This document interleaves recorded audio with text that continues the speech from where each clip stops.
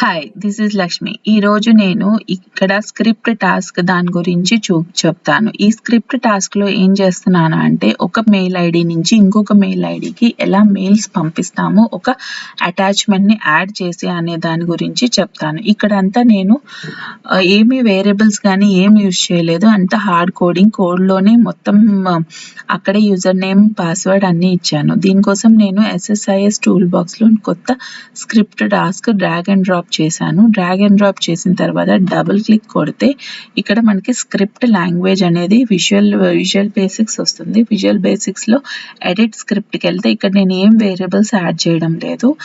ఆ వేరియబుల్స్ కూడా యాడ్ చేసి నేను నెక్స్ట్ వీడియో చేస్తాను.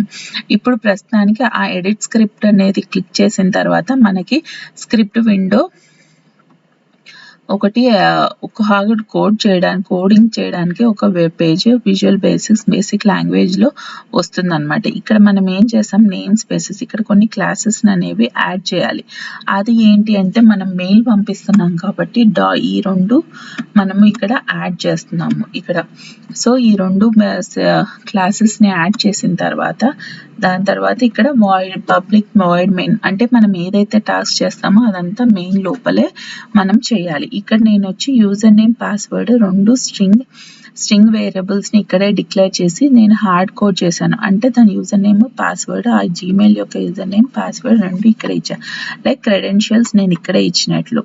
సో దాని నెక్స్ట్ ఏమైంది అంటే, ఇక్కడ ఒక క్లయింట్ని క్రియేట్ చేసి ఆ క్లయింట్ యొక్క హోస్ట్ ఏంటి, పోర్ట్ ఏంటి అని అన్నీ చెప్పి నేను అక్కడ ఇచ్చాను. నెక్స్ట్ వచ్చేసి క్రెడెన్షియల్స్, నెట్వర్క్ క్రెడెన్షియల్స్. మనం ఇక్కడ ఏమైతే యూజర్ నేమ్ పాస్వర్డ్ ఇస్తున్నామో అవి రెండు ఇక్కడ నెట్వర్క్ క్రెడెన్షియల్స్కి తీసుకుంటుంది. సో ఆ client.Credentials ఏమైపోతాయంటే మనకి ఈ mycredentials అయిపోతాయి. నెక్స్ట్ మెయిల్ అడ్రస్ ఇస్తున్నాం. ఈ మెయిల్ అడ్రస్లో వచ్చేసి మనము ఏ మెయిల్ నుంచి అయితే పంపిస్తున్నామో ఆ మెయిల్ను దాని యూజర్ నేమ్ లైక్ ఆ నేమ్ ఏమి ఇవ్వాలి అనేదాన్ని అక్కడ ఇస్తాం. Next message. ఈ మెసేజ్లో వచ్చేసి మనము ఏది ఫ్రమ్ ఎక్కడి నుంచి ఇస్తున్నాము, టు లైక్ ఎవరికి పంపిస్తున్నాము, సబ్జెక్ట్ ఏంటి, దాని బాడీ ఏంటి, అటాచ్మెంట్స్ ఏంటి అని అన్నీ చెప్పేసి మనం డీటెయిల్స్ అన్నీ ఇవ్వాలి. ఇక్కడ చూడండి, మెయిల్ మెసేజ్ ఇక్కడ న్యూ మెయిల్ మెసేజ్ అనేది ఒకటి క్లాస్ క్రియేట్ చేసాము.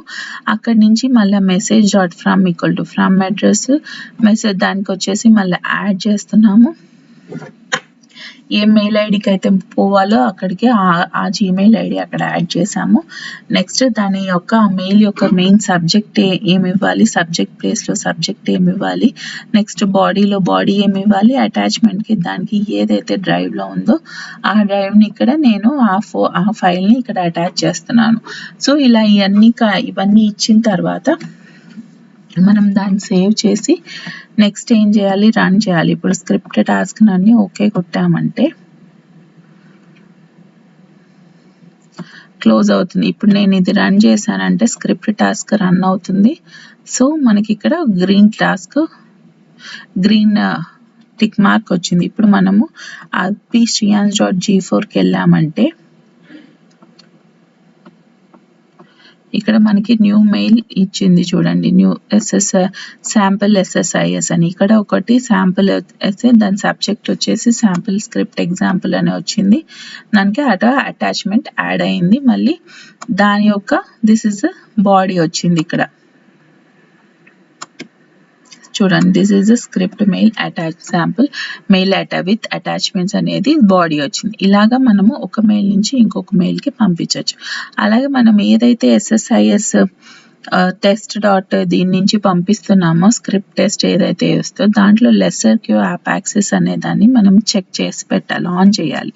ఆ గూగుల్ సెట్టింగ్స్లోకి పోయి అది మనం ఇక్కడ చెక్ చేస్తే మనకి అది వితౌట్ అన్ ఎర్రర్ మనకి అవుతుంది. లేకపోతే మనకి బాగా కొన్నిసార్లు ఎర్రర్ వస్తుంది స్క్రిప్ట్ అది జీమెయిల్ పోవడానికి ఇక్కడ స్క్రిప్ట్ టాస్క్. సో మనకి ఆ ఎర్రర్ రానే సెక్యూరిటీ రీజన్స్ అవి ఇస్తుంది కాబట్టి మనం అది లెస్ సెక్యూర్ యాప్స్కి ఆన్ చేసి పెట్టాలన్నమాట. అలాంటప్పుడే ఇస్తుంది. టూ వే వెరిఫికేషన్ ఉన్నా కూడా దానికి అది యాక్సెస్ అవ్వడం లేదు. సో మీరు ఒకసారి మీ జీమెయిల్ అకౌంట్కి వెళ్ళి సెట్టింగ్స్ చెక్ చేసుకొని యూస్ చేసుకోండి. మీకు కానీ ఈ వీడియో కానీ నచ్చితే ప్లీజ్ సబ్స్క్రైబ్ చేసి షేర్ చేయండి. Thank you for listening.